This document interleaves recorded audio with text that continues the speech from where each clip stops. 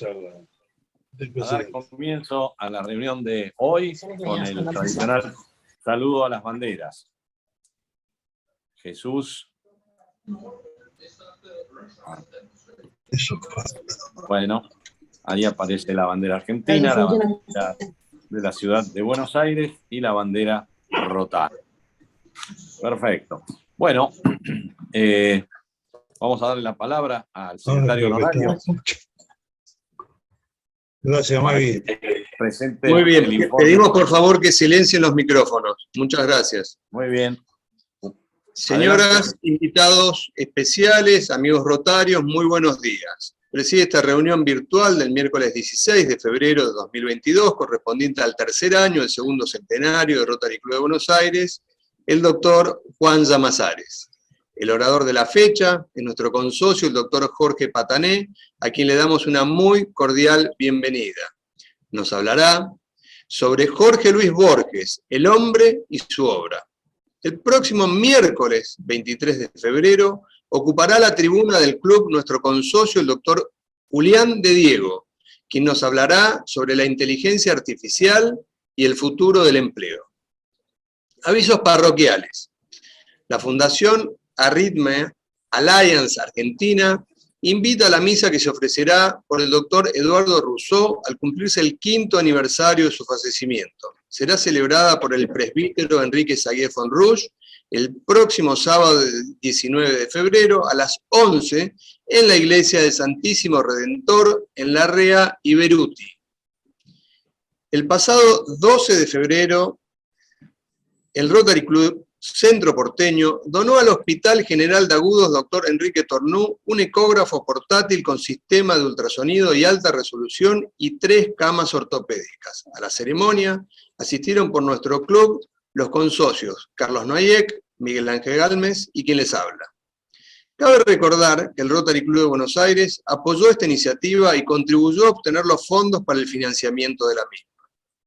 Corresponde mencionar también que el Hospital Tornú es muy afín al Rotary Club de Buenos Aires, ya que nuestro distinguido consocio y expresidente, el doctor Elías Hurtado Hoyo, se desempeñó como jefe de su servicio de cirugía y fue acompañado por el doctor Miguel Ángel Galmes por más de 10 años como cirujano de planta, junto con la doctora Hilda Cabuche, hoy subdirectora del establecimiento.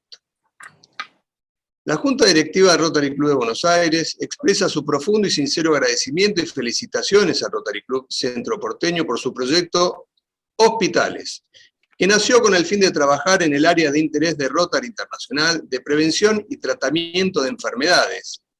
La palabra agradecimiento se utiliza porque lo que ha hecho el Rotary Club Centro Porteño es inspirador para todos los rotarios y la comunidad en general.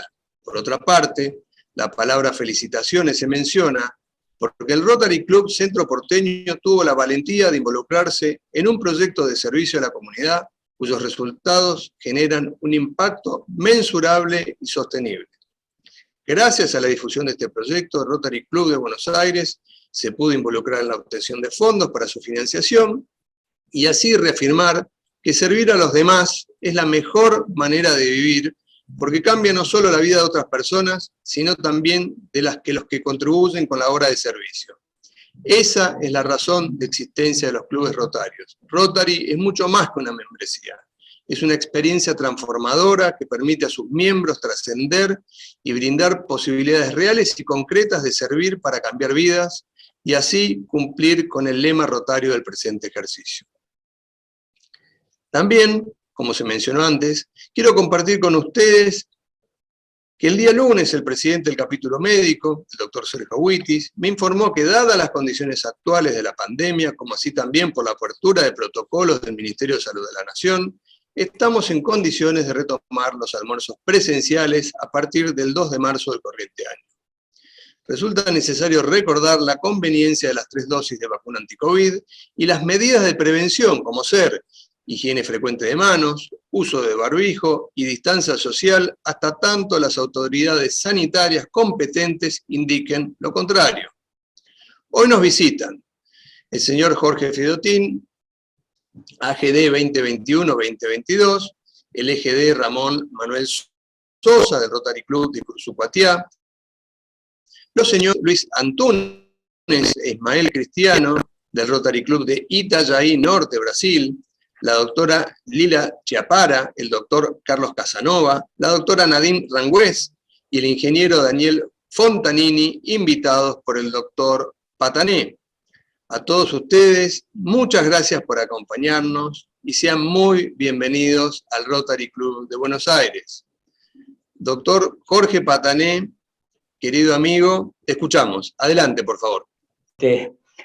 Estimados amigos rotarios e invitados especiales, el tema de hoy va a ser, a ver si lo podemos poner, espere un poquito.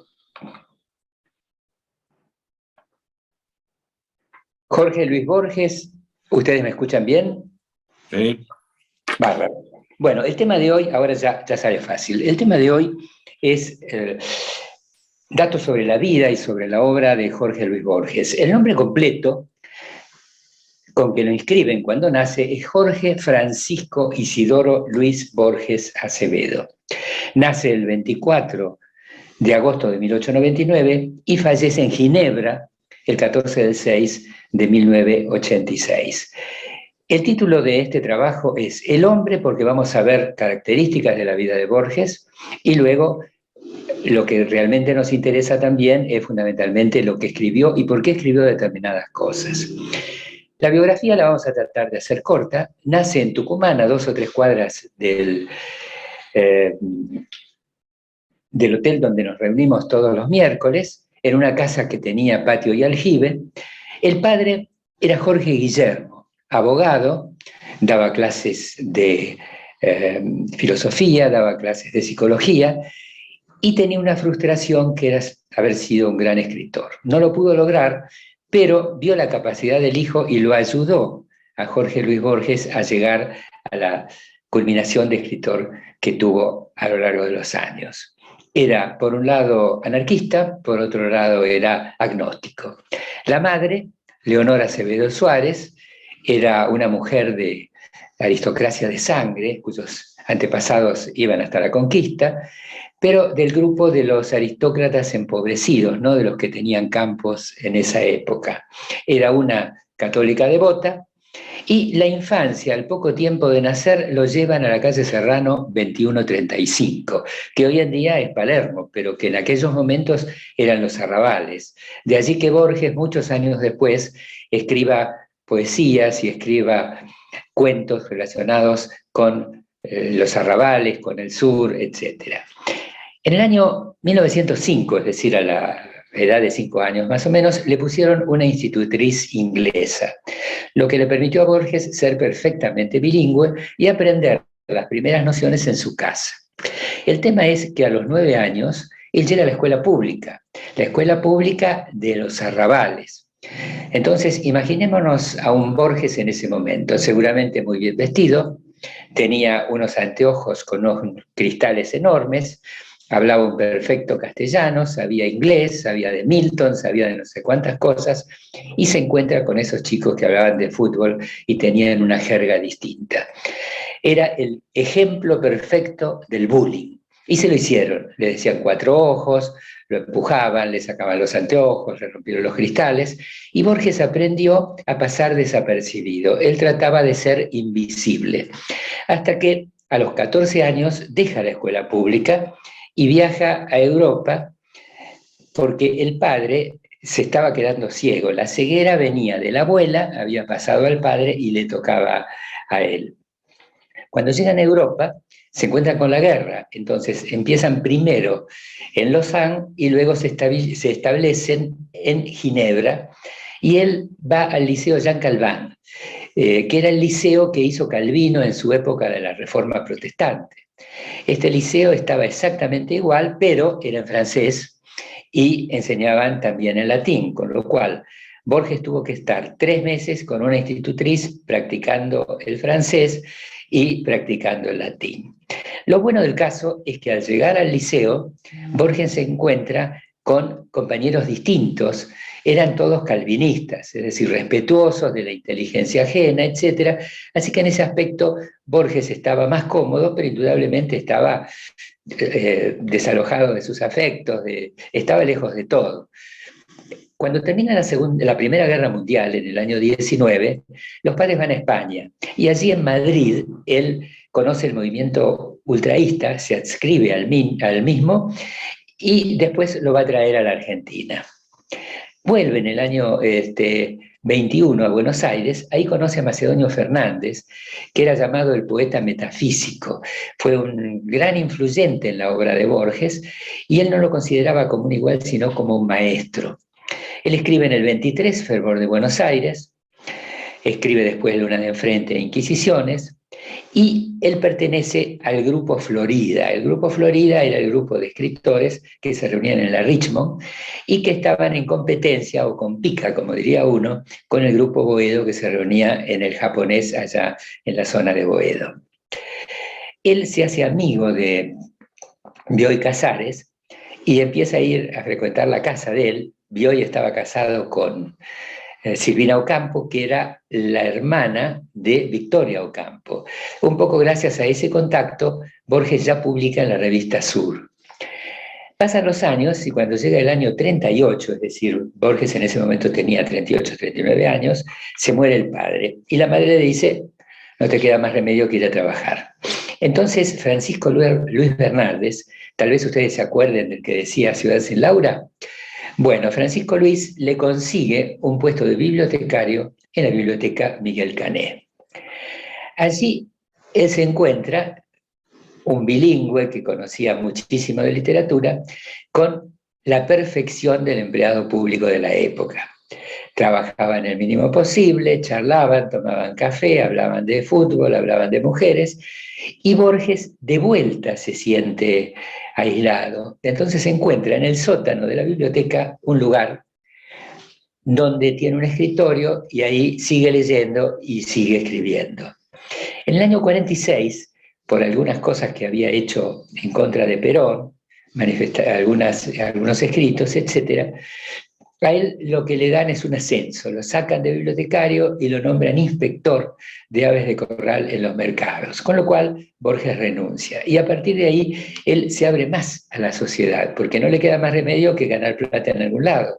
Entonces empieza a escribir para el hogar, 2 o 3 años, artículos sobre escritores, da conferencias, etcétera, etcétera, y se va haciendo conocido. Cuando lo derrocan a Perón en el año 1955, gracias al apoyo de Victoria Ocampo, lo nombran director de la Biblioteca Nacional. Y ese mismo año es miembro de la Academia de Letras. Pero el gran despegue, el gran pase de lo que llamaríamos cabotaje a vuelo internacional, se da en el año 61, cuando Borges recibe el premio Formentor compartiéndolo con Samuel Beckett.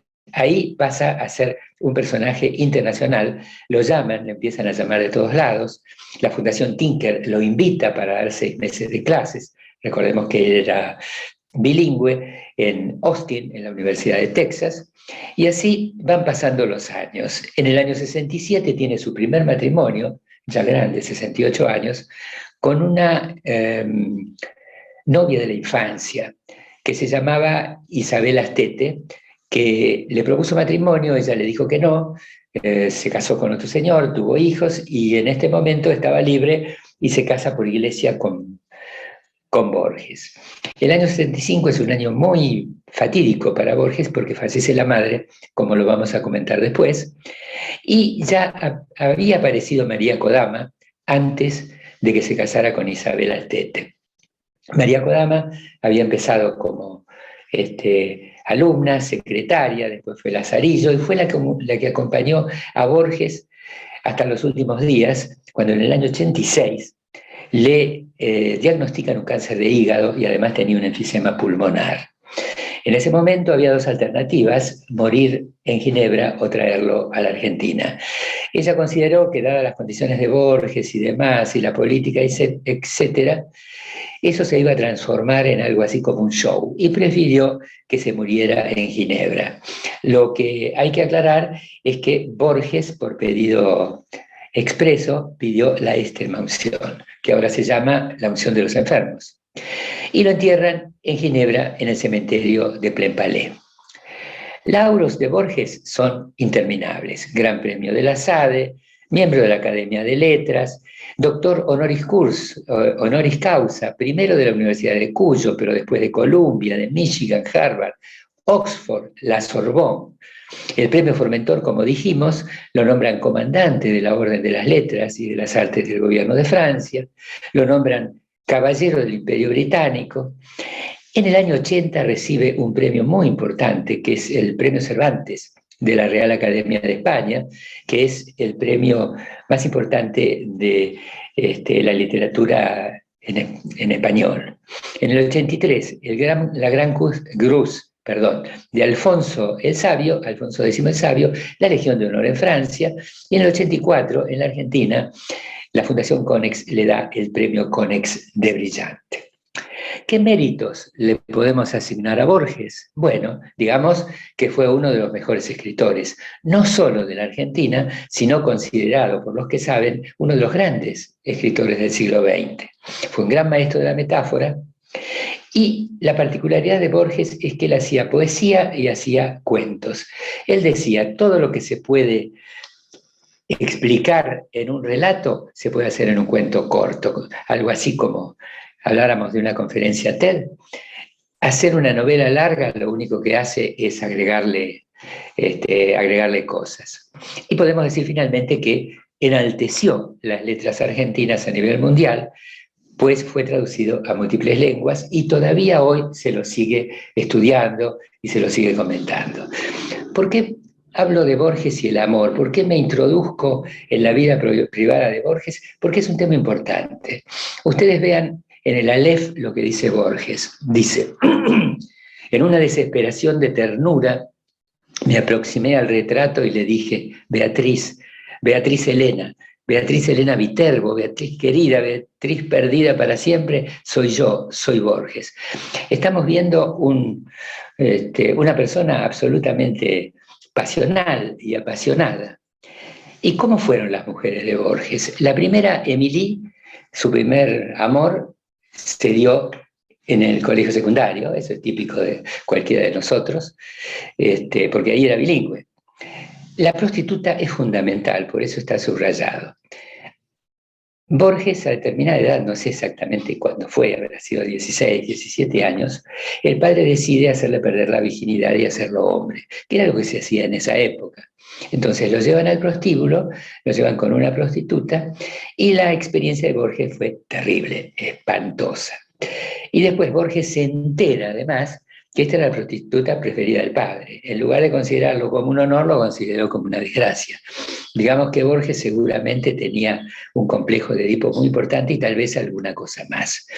De las novias reales, una fue Concepción Guerrero, era una chiquita de 16 años cuando él tenía 22.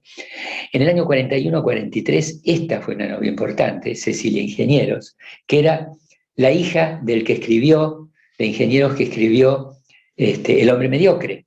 Era una gran bailarina y un día, en el año 43, lo llama a Borges y le dice, mañana viajo a New York a estudiar con Martha Graham ballet moderno, danza moderna. Borges le dice, bárbaro, nos casamos y vamos. No, dice, me voy sola. Eso lo dejó a Borges totalmente devastado. Al año siguiente la conoce a Estela Canto. Estela Canto era una mujer rara, pensando en Borges, porque era muy culta, hablaba idiomas, escribió después varios libros, pero era una mujer librepensadora. Ella se jactaba de no ser virgen, siendo soltera, cosa que a los 40 y en el año 40, algo así, era bastante fuera de lo común. Y tenía inclinaciones hacia lo del comunismo, y de hecho fue alguien importante en el Partido Comunista. En el año 52, Borges finalmente le pide casamiento, y Estela le dice, yo soy como George Bernard Shaw. Lo que tenemos que hacer es ver si somos compatibles a nivel sexo en la cama. Borges, por supuesto, estaba aterrado con el tema, y ahí termina con Estela Canto. La otra mujer que estuvo en su vida también fue María Esther Vázquez, también una mujer muy culta, que lo ayudó como secretaria, le escribía, fue le escribía los textos a máquina, etc. Pero acá tenemos que poner a la madre. La madre, dicen las distintas fuentes que yo leí, que en realidad fue el verdadero matrimonio sin sexo de Borges. Es decir, la madre lo tomaba a Borges, como dice en inglés, childish.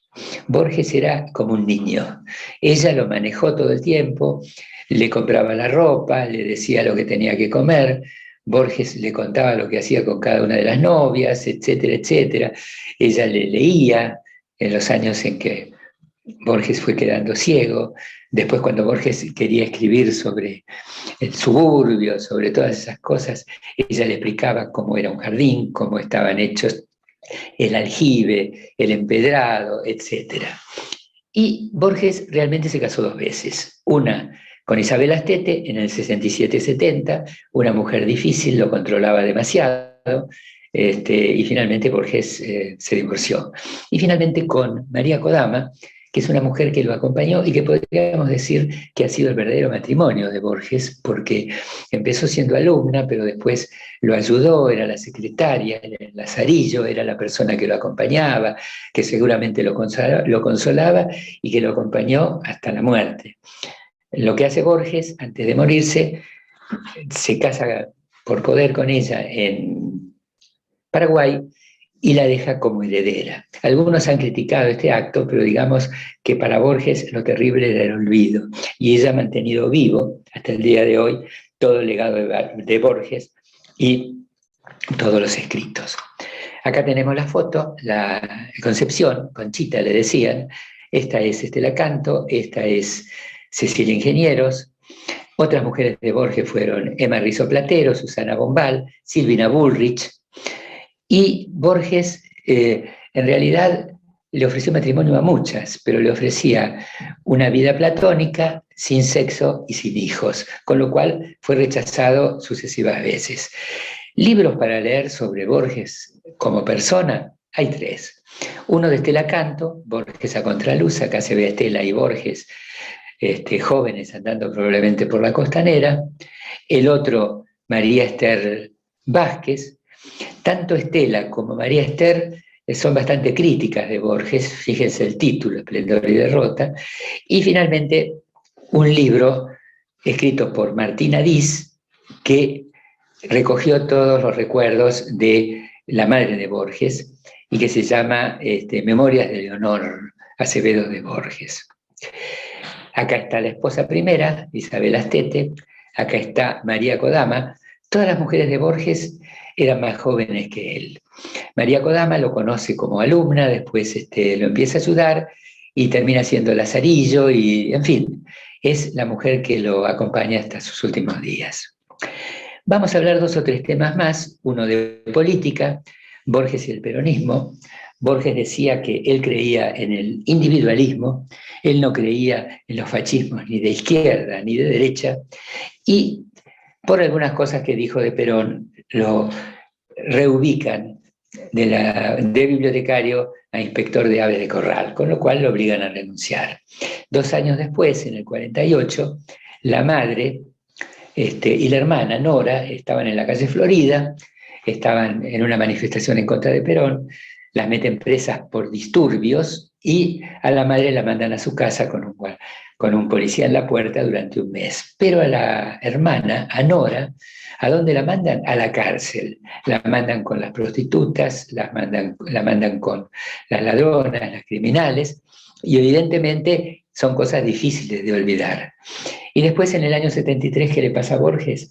Siendo director de la Biblioteca Nacional, le dicen, es hora, se tiene que ir cuando llegó Cámpora.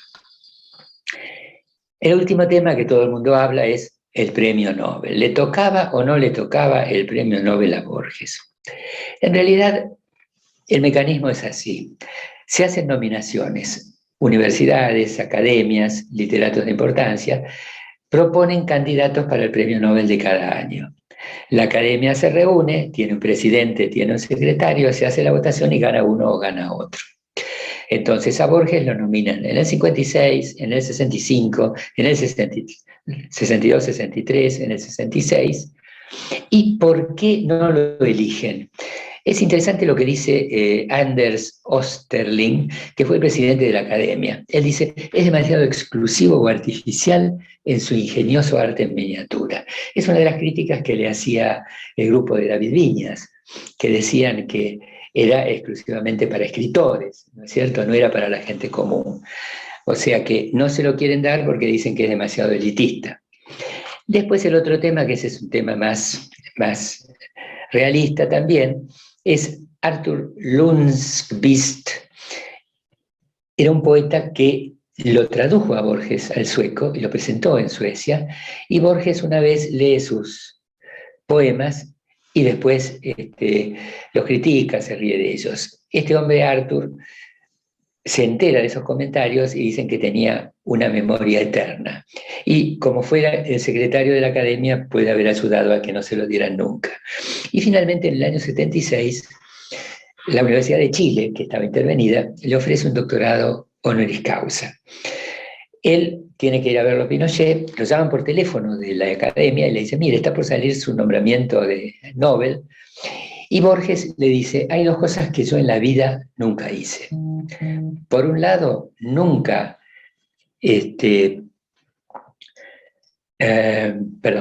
por un lado, nunca soborné a nadie, y por otro lado, nunca dejé que me sobornaran. Así que Borges lo va a ver a Pinochet, y Pinochet le entrega el doctorado honoris causa. Pero sí lo nombran a Gabo, a García Márquez, que evidentemente era un gran amigo de Fidel Castro. O sea, acá tenemos una dictadura de derecha, acá tenemos una dictadura de izquierda, una dictadura que es malísima, una dictadura que es buenísima. O sea que probablemente el problema del premio Nobel fue más político que otra cosa. Eso mismo decía María Kodama. Entonces, ya ahora vamos a la obra de Borges. ¿Es fácil o es difícil leer a Borges? Y bueno, digamos que es ambos. ¿Por qué es fácil? Porque Borges tiene tres líneas. Tiene una línea que es la poesía, una segunda línea que es los cuentos cortos y una tercera línea que es los ensayos. Si dejamos de lado los ensayos, hablando de Borges. ¿Borges es fácil o difícil? En realidad, como dijimos, es fácil.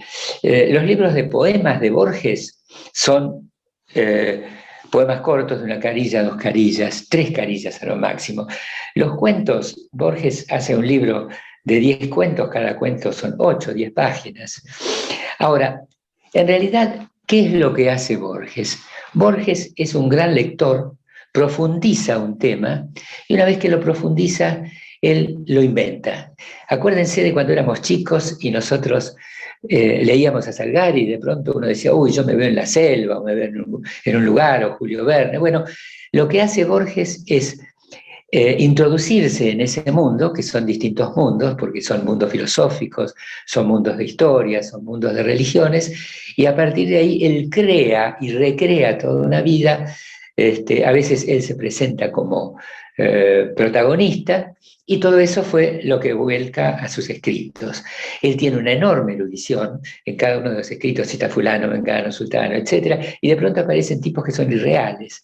Y no es porque Borges quiera mentir, sino porque el trabajo de Borges es básicamente una fantasía, es algo que se llama, como uno de sus libros, ficciones. ¿Cuáles fueron las temáticas de Borges? Bueno, Borges, digamos que hay 2 grandes grupos de filosofía. Uno que dice Aristóteles, la verdad es la concordancia de nuestra mente, de mi mente, con la realidad de las cosas. Y Platón, que dice que la realidad es incognoscible, que nosotros estamos viendo apariencias. Entonces, Borges lee a Platón, lee a los neoplatónicos, Hume, Kierkegaard, lee a Kant, pero realmente el personaje que lo mueve y que lo motiva a Borges es nada menos que Schopenhauer. Schopenhauer es el padre del pesimismo filosófico. Schopenhauer dice que el mundo se mueve con una fuerza, esa fuerza que por ahí Freud diría, ¿es el sexo? Bueno, él lo llama voluntad. Ahora, esa voluntad es sin rumbo, nunca se puede satisfacer. O sea que el hombre nace completamente insatisfecho. Pero aparte tiene una conciencia. Esa conciencia, ¿qué es lo que hace? Bueno, le recuerda todo lo que hizo mal antes y todos los miedos de lo que va a hacer mal en el futuro. Así que digamos que si hay uno que es pesimista, acá está a sus anchas con nuestro amigo Schopenhauer. Por otro lado, Schopenhauer decía que los deseos causan sufrimiento. Por eso, él favorecía el ascetismo, una vida de negación de los deseos o de negación de la voluntad. Borges tenía ese problema de sexualidad, con lo cual le venía, como diríamos, como anillo al dedo. Después el otro tema interesante de Borges es Dios. Dios, ¿cómo empieza con Borges? La madre era una católica devota, así que indudablemente Borges se crió con el catecismo, con el credo de Nicea, ¿no es cierto? El Dios uno y trino, la reencarnación, el juicio final, etc. Ahora bien, Borges estaba más influenciado por la abuela Francis, que era irlandesa protestante. Los protestantes tienen la diferencia con los católicos, que son más dogmáticos, de tener, digamos, una visión más amplia de la Biblia. Y entonces Borges, sin ser lo que viene a continuación, él empezó a investigar otras líneas. Una de las líneas fueron los gnósticos. Los gnósticos, en el siglo III después de Cristo, constituían un grupo que, entre otras cosas, hablaban de las emanaciones de Dios. Es decir, ellos decían que había como un Dios primitivo, ¿no es cierto? Y ese Dios primitivo tenía como una emanación a otro Dios, y ese Dios a otro Dios, y ese Dios a otro Dios. Entonces, todos estos dioses que salían del primitivo tenían una conexión con el de arriba, una conexión con el de abajo, y hacia adelante hacían su obra. Hablaban de 365 como los días del año. El último de los dioses, desde el primero, que era el perfecto, hacia abajo, el último era Yahvé, el Dios nuestro. Este Dios estaba muy deteriorado porque había perdido en las sucesivas emanaciones una cantidad de poder. Y con eso los gnósticos hablaban de que había creado el mundo como pudo. Entonces, eso explicaba el mal. Es interesante la posición, porque decía, de esta manera se entiende por qué Dios hizo las catástrofes, hizo las inundaciones, las muertes, las guerras, etcétera, las infecciones, etcétera, etcétera. Este grupo de gnósticos no duró mucho, fueron 2 siglos, el tercero y el cuarto después de Cristo, pero Borges utiliza también para escribir una serie de temas sobre lo mismo. La Cábala o Kabbalah en realidad es una doctrina, es una ciencia que apareció, tengo entendido, en el año 12, en el siglo XII, en el sur de España primero y después en Francia, manejada por un grupo de expertos de la religión judía. ¿Cómo era el tema? Si uno recuerda, por ejemplo, a Hermes Trismegisto, que es el que llaman el 3 veces maestro, que era un ocultista que estaba en Egipto, él decía que la leche es para los débiles y la carne es para los pueblos fuertes. De esa manera, lo que dice la Cábala es que la Torá, que son los 5 primeros libros del Antiguo Testamento, que nosotros los católicos llamamos el Pentateuco, tenían una lectura lineal. Uno agarraba y empezaba a leer desde el principio hasta el fin. Pero que dentro de toda esa historia había otros mensajes de Dios, otras cosas más importantes, más profundas, que estaban reservadas a un grupo de iniciados. Ese grupo de iniciados, evidentemente, era la Cábala, o llamada, creo que le dicen los hebreos, Kabbalah. Después esto fue mutando y hoy en día la Cábala aparece con la New Age. Pero bueno, todas estas cosas de ocultismo le encantaban a Borges y él estudió el Sefirot, estudió el árbol de la vida, todo ese tipo de cosas. El otro tema es el tiempo circular, es decir, el tiempo se puede ver de dos maneras distintas. Una es el ser para la muerte. Ven todas las cosas que pensaba Borges. Uno es el ser para la muerte, es decir, yo nazco un día, yo vivo y un día me muero. Cada uno de mis actos, esta conferencia, por ejemplo, es única. En cambio, si yo tengo reencarnaciones, estos actos en algún momento se van a volver a repetir. Y Borges pregunta, ¿qué es lo mejor? ¿La inmortalidad? Él dice en uno de sus escritos, en Las 7 noches, dice, uno en 20, 40, 60, 80 años puede jugarse todo la inmortalidad el resto de la vida. ¿No sería mejor que tuviera más oportunidades de poder ir probando? Entonces, este tiempo circular, por ejemplo, nos lleva a Spinoza.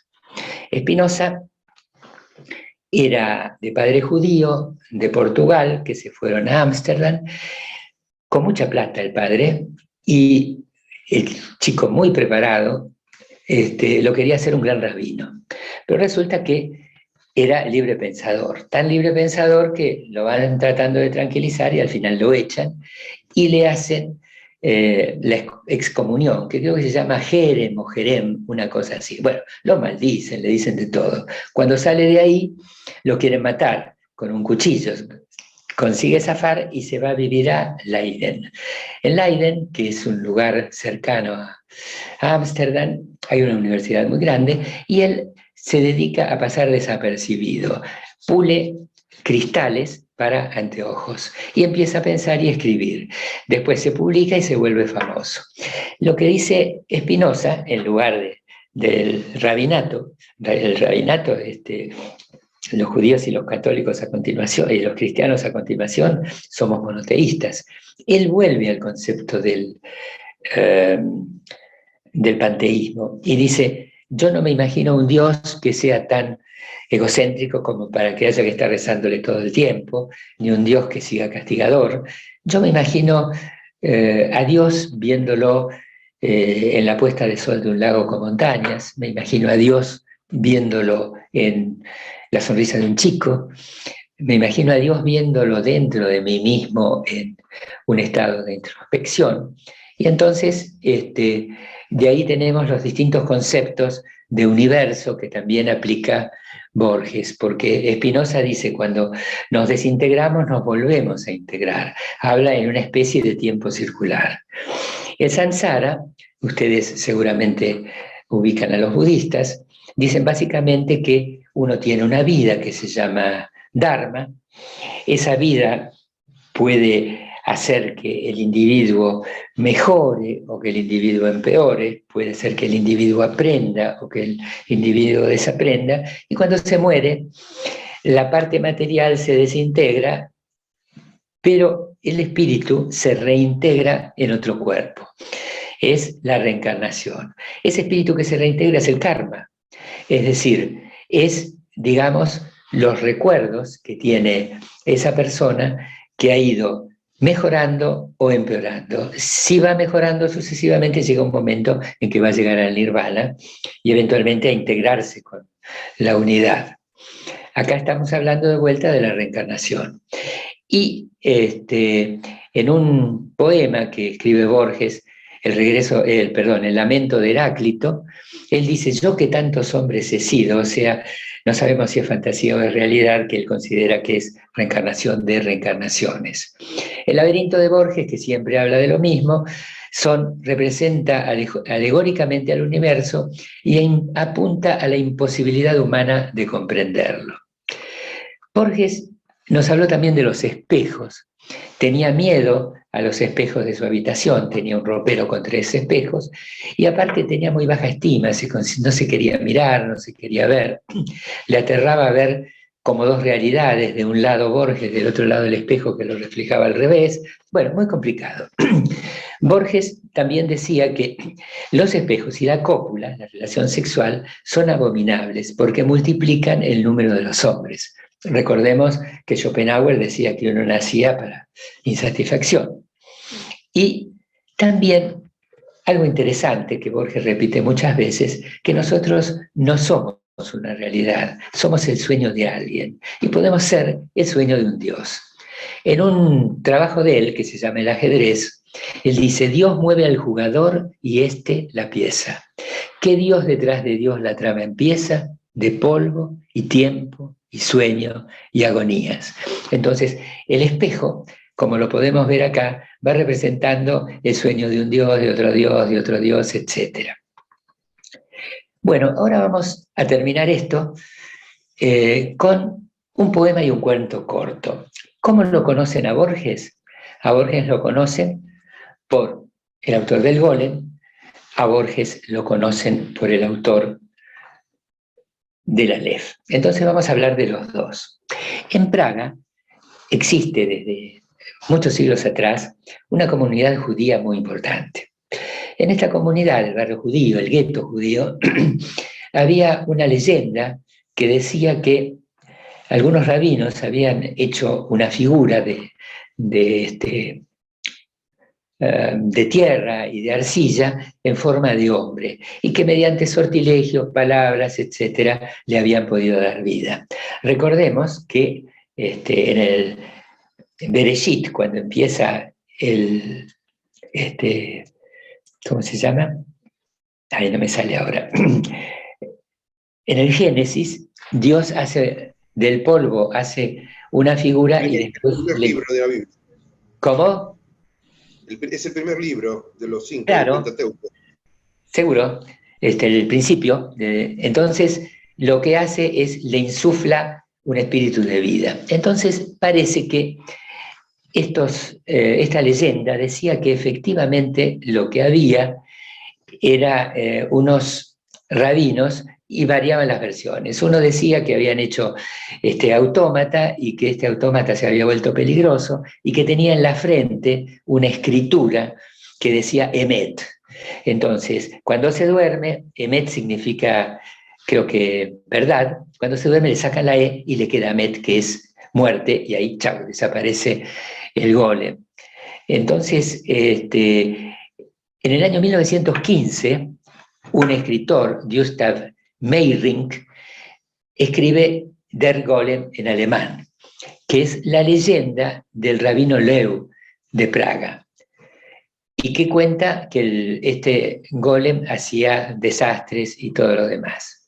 En el año 20 se hace una película sobre el golem, y el otro tema para analizar el golem es el tetragramatón, o los distintos nombres de Dios. Así como empieza el Génesis y dice: Dios dijo que se haga la luz, y algunos entienden que la palabra luz, con cierta melodía, con cierta forma de decir, hace que se cree la luz.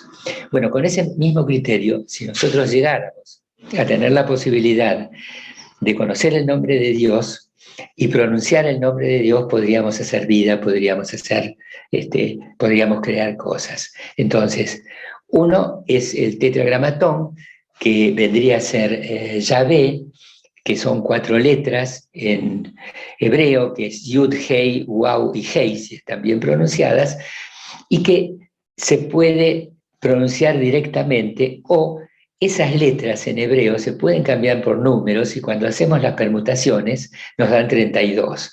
O sea que Dios, en lugar de tener un nombre Yahvé, tiene 72 nombres. Otros hablan de 999, es todo, supongo, muy ocultista. Y finalmente hay otros que dicen que el nombre de Dios es la lectura completa de la Torá, los 5 libros del Pentateuco. Bueno, entendiendo todo esto, empieza el Golem, escrito en el año 58, y dice: sí, como afirma el griego en el Cratilo, el nombre es arquetipo de la cosa. En las letras de rosa está la rosa, y todo el Nilo, en la palabra Nilo. Acá vemos que ya tenemos el tema del golem, ahora le agregamos, no es el Cratilo, sino es el Crátilo. Esta es una licencia de Borges. Crátilo es un libro de Platón. Platón cuenta que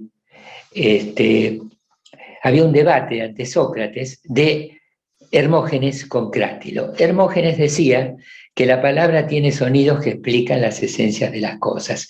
Vamos a eso de que uno con la palabra puede crear y todo lo demás. Crátilo le dice, por otro lado, la palabra viene de la convención y de la costumbre. De hecho, la misma rosa, si yo la digo en castellano, en inglés, en francés, en alemán, se pronuncia distinto.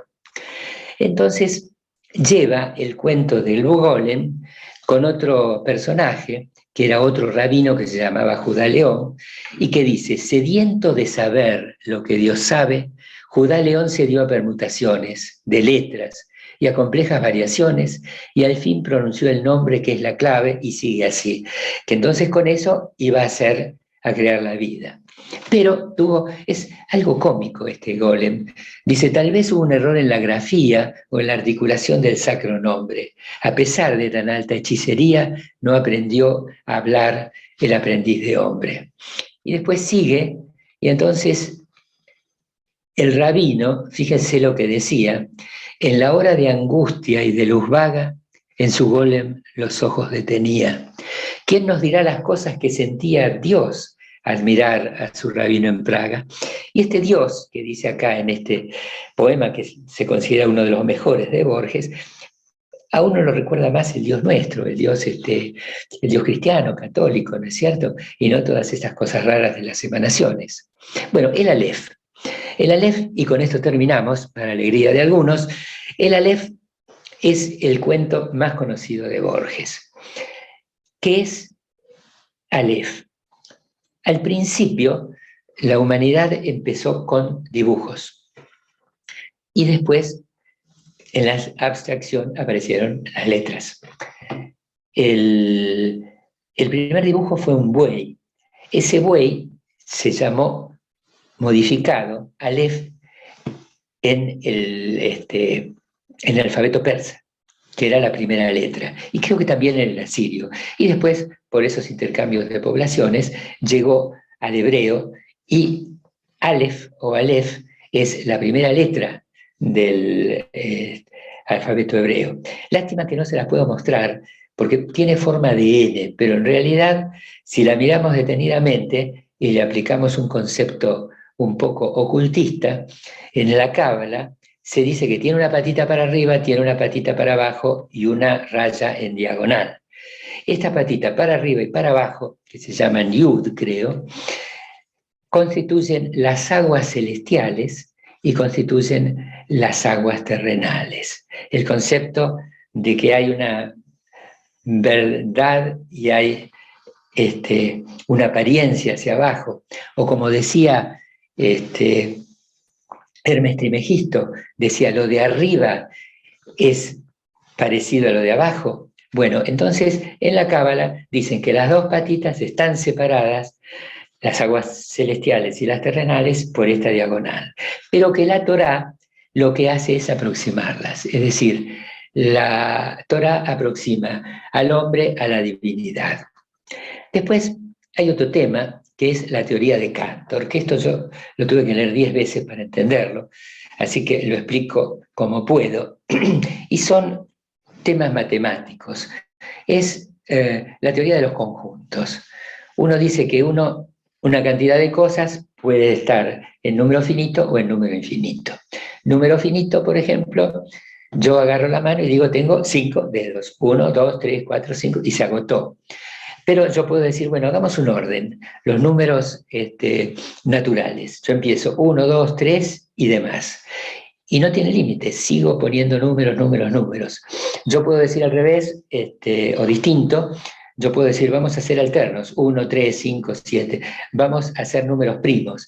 Entonces nos encontramos con infinitos que tienen distinto tamaño. Y hay otra variante, que es la recta. La recta no tiene principios ni fin, o sea, tiene más infinitos que los otros. Entonces, realmente, ¿para qué sirve esto?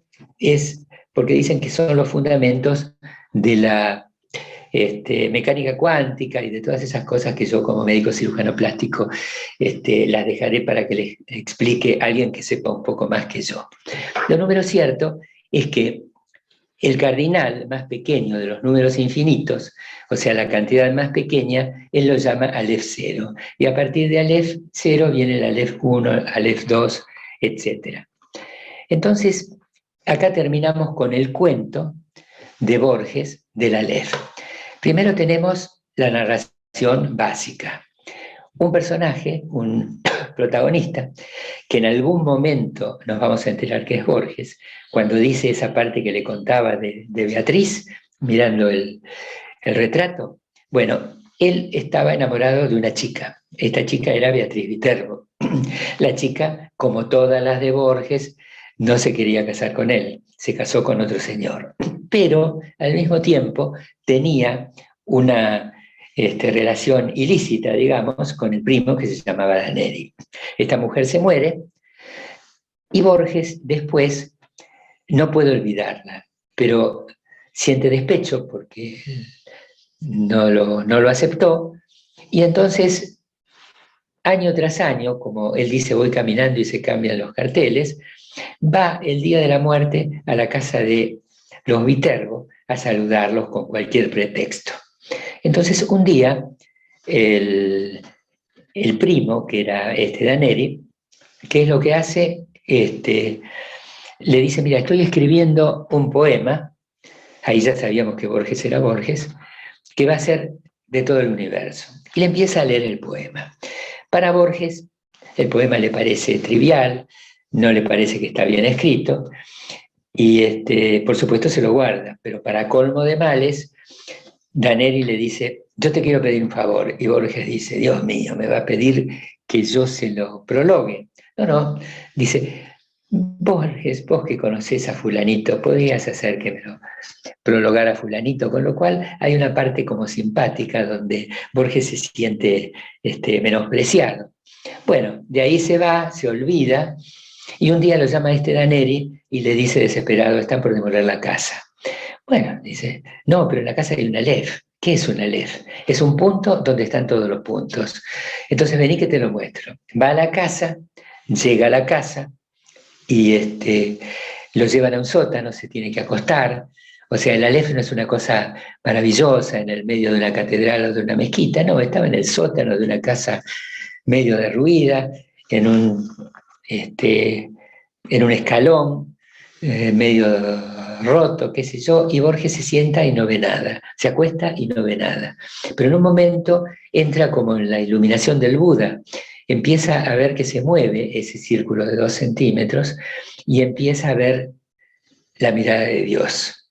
La mirada de Dios es todo el universo, es todo lo que pasó hasta ahora, todo lo que pasaba en el momento presente y todo lo que iba a pasar en el futuro. Todo desplegado sin superposición, todo desplegado sin transparencias. Era absolutamente el hombre pudiendo ver toda la inmensidad, todo el universo. Entonces Borges dice, y ahí lloré, porque una de las cosas que quería Borges era poder transmitir a través del lenguaje todas sus expresiones, todas sus sensaciones. Pero la visión del universo completo es inefable. Era imposible que Borges pudiera llegar a escribirlo. Bueno, y después Borges se va y este hombre Daneri termina ganando el 2.º premio de literatura y a Borges no le dan nada. Pero ahí queda lo del Aleph. Y finalmente, ¿quién era Beatriz Viterbo? Bueno, Beatriz Viterbo podía ser Estela Canto, que la recordamos, que fue a quien se lo dedicó, o podía llegar a ser Beatriz Portinari. Beatriz Portinari era una mujer de la que estaba enamorado el Dante, de ahí viene también lo de Daneri. Y Beatriz no se casa con el Dante, como no se querían casar con Borges, sino que se casa con un banquero, y después el Dante le escribe poemas, ella deja de verlo porque era mujer casada y no podía aceptar que le escribieran poemas de amor, y se muere de peste bubónica. Y el Dante entra en un cuadro depresivo, un cuadro de lujuria, un cuadro de bebidas, y después empieza a redimirse buscando por los 9 círculos para llegar hacia el paraíso, ¿no es cierto?, en la Divina Comedia. Pero Beatriz Portinari se la presenta en todos los cuadros, se la presenta como una mujer purísima, ¿no es cierto?, siempre vestida de blanco. Y esta Beatriz, a lo mejor por despecho, tenía una relación ilícita, es decir, digamos, mejor que no estaba con ella. Bueno, señores, la última parte no la pudieron ver en el PowerPoint, me tuvieron que escuchar a mí y le doy muchas gracias por haberme escuchado.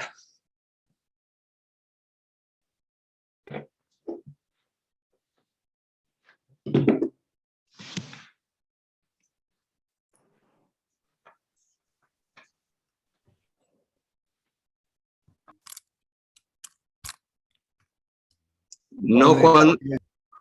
A ver, ahora estoy. Ahí sí. Ahí sí. Ahí sí. Bueno, le estaba agradeciendo a Jorge por esta exposición tan erudita, realmente. No sé si tenemos preguntas.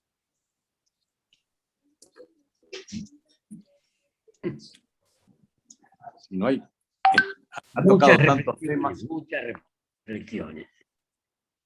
Sí. Hay una preguntita de Nacho. Jorge, Dale. ¿cuál fue el motivo que Borges decidió morir en Suiza? O mejor dicho, que lo entierren en Suiza. Se escucha. Sí. Parece que no. ¿Me oyen ahora? A ¿Ahora ver. me oyen? Ahora sí. No me llevo bien con la tecnología, ¿qué querés que te diga? Bueno, el tema es así. Borges, en un momento determinado, en Ginebra, tenía un cáncer de hígado y tenía, al mismo tiempo que otra cosa, un enfisema. Y ya estaba en sus últimos días. Entonces, la Kodama dice, no lo queremos llevar a la Argentina para que no se haga un show de su muerte, como se ha hecho de tantos otros, Alfonsín, de fulano, etcétera, que vinieron después. Entonces, por esa razón, la Kodama dijo que se muera tranquilo en Ginebra, que aparte había sido una época donde él había sido feliz, porque él había salido de ese colegio público a otro lugar donde lo respetaban, podía hablar, podía expresar todas sus ideas, etc. Y por ahí hay otra realidad, y es que él se casa con la Kodama para dejarle como heredera completa, así que no sabemos si eso tenía alguna influencia para dejarlo también en Ginebra. Ok, gracias. Parodi, yo tengo una pregunta. Sí. Uy, desde Estados Unidos. Sí, yo realmente me pareció excelente lo tuyo. Te quería preguntar algo. Borges se caracterizaba por su humildad. Él decía que envejecía y hablaba cada vez menos y en voz más baja. Y otra cosa que él siempre decía, lo más cercano a lo religioso que yo creo es en Swedenborg. Yo tuve la ocasión de conocerlo al nieto de Swedenborg en Karolinska, y él decía que Swedenborg, la religión de Swedenborg era que las almas, una vez que nos moríamos, se reunían con sus pares.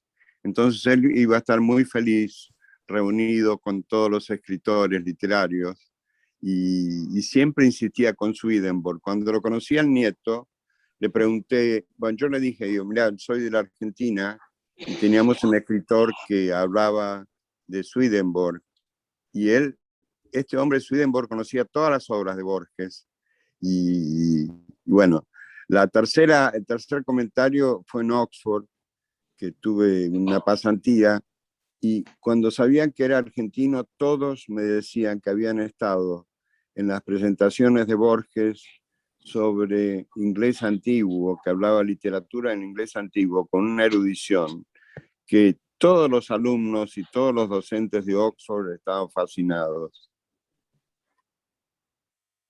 Bueno, en realidad no entendí bien la pregunta, pero yo creo que Borges hablaba muchas veces en ficción. Es decir, cuando quería ser serio era serio, cuando quería decir que era ateo, después decía que era agnóstico, después termina recibiendo la unción de los enfermos.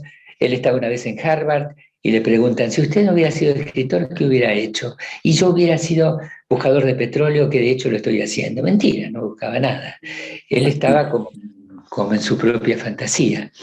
Es difícil decir la religión. Yo creo que él lo que hizo en el fondo era buscar un tema después cómo entrar en ese mundo del tema y escribir sobre eso. Entonces, un día con la Cábala, un día con los gnósticos, un día con Spinoza, y así con uno y con otro, el mismo tema de la inmortalidad. O sea, él estudiaba también los grandes problemas del hombre, para qué vinimos a la Tierra, qué va a pasar con nosotros, por qué a veces la gente dice Dios es injusto cuando tiene una desgracia, ¿no es cierto?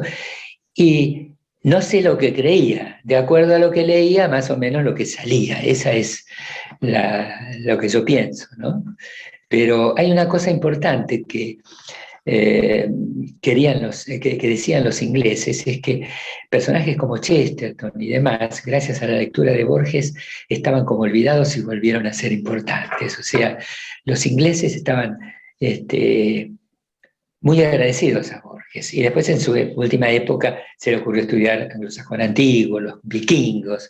En fin, era una cosa tan amplia que lo que yo quise decir cuando elegí los dos temas que todo el mundo conoce, el Golem y el Aleph, lo que quise decir es que uno lo lee a Borges y es fácil, pero de pronto quiere entender todo lo que escribió o cómo fue y tiene que sentarse a buscar referencias, ¿no? O sea, no es un cuentito fácil como los de Poe o como yo no sé quién.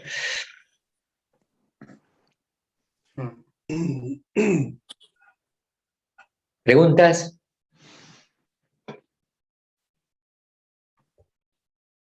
Es cierto que Borges, llegando a su final, tuvo un síndrome depresivo muy serio, o era simplemente que estaba en sus finales años?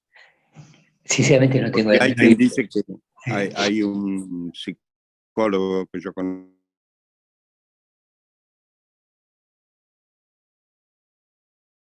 Pero no me llama la atención. Bueno, sí, porque Borges tuvo, ahora se me escapa el nombre, él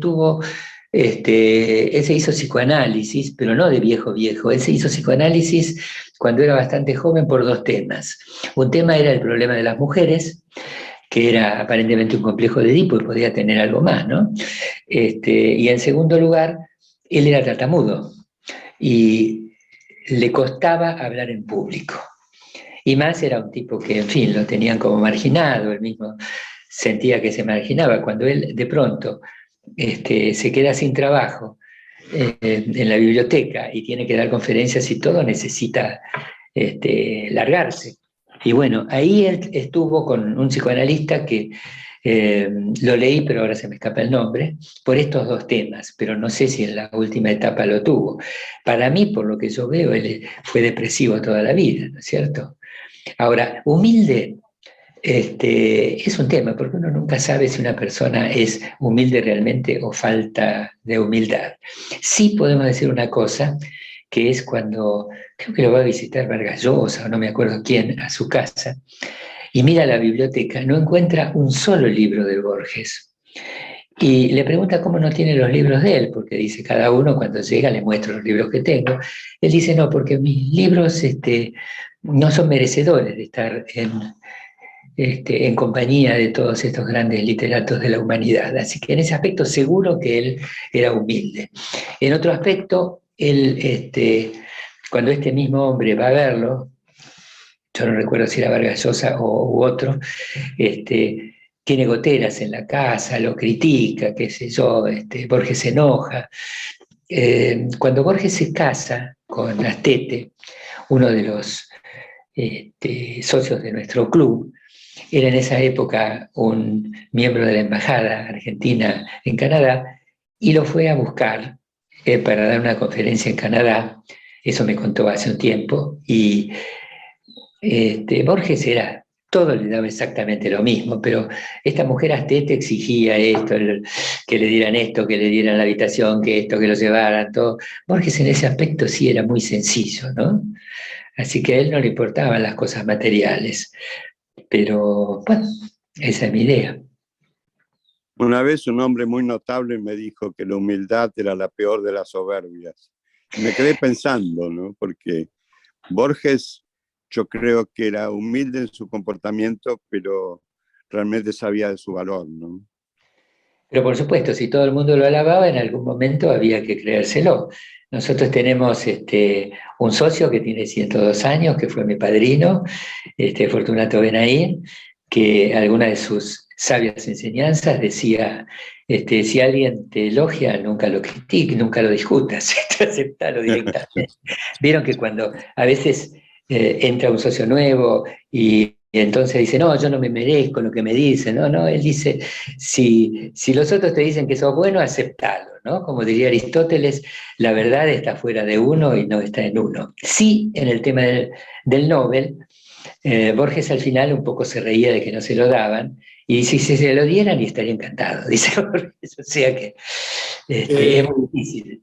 Sí. Si me permiten, vos hiciste referencia a la visita de Canadá, de Borges a Canadá. Sí. Y el que estaba en Canadá recibiéndolo era yo. Claro, claro, por supuesto. Si vos me lo contaste. Yo te lo conté. Perfecto. Claro. Comentarios. La visita de Borges a Canadá duró una semana. Fue fascinante. Había discusiones entre los francófonos y los anglófonos vinculados a quién iba a ser el primer orador de la Biblioteca Nacional de Canadá en Ottawa, que se estaba inaugurando. Y no se pusieron de acuerdo los francófonos y los anglófonos y resolvieron la sugerencia de que fuera Borges y aceptaron. En la inauguración de la Biblioteca Nacional, donde habla Borges, se inaugura una exposición del libro de Borges en Canadá. Había 13 universidades en Canadá que tenían cátedra Borges. El anfiteatro estaba lleno, cuerpo diplomático completo, gabinete completo, y los chicos hippies barbudos estaban en los escalinatas. Fue un éxito impresionante, inolvidable. Y aparte, fue un gran argentino. Y en ese acto de inauguración habló de la Argentina y habló de la Antártida y habló del Ártico y consideraba que el blanco era lo que unía Argentina y Canadá. Yo lo disfruté de los 4 años que estuve en Canadá. Quizás ha sido esa la semana más grata que yo pude compartir con estos sentimientos, con este hombre excepcional. Bueno, hablando también otro socio nuestro que fue expresidente hace no tanto tiempo y que vivió en Ginebra y tenía una relación de familia, lo iba a visitar a Borges hasta que se murió. Así que yo cuento los socios, pero no cuento los nombres, no sé. Por eso. Bueno, Jorge, felicitaciones. No sé si estoy... Sí, felicitaciones por tu presentación. Te agradecemos realmente mucho la preparación y la exposición que has hecho. Siendo las 14:10, creo que corresponde dar lugar a las reuniones en salas pequeñas, así que vamos a agradecerle a todos los socios e invitados especiales que han participado de todo esto y no sé si Carolina nos puede abrir las salas pequeñas. Damos por concluido entonces nuestro encuentro del día de hoy. Muchas gracias a todos. Gracias, Jorge. Brillante, brillante.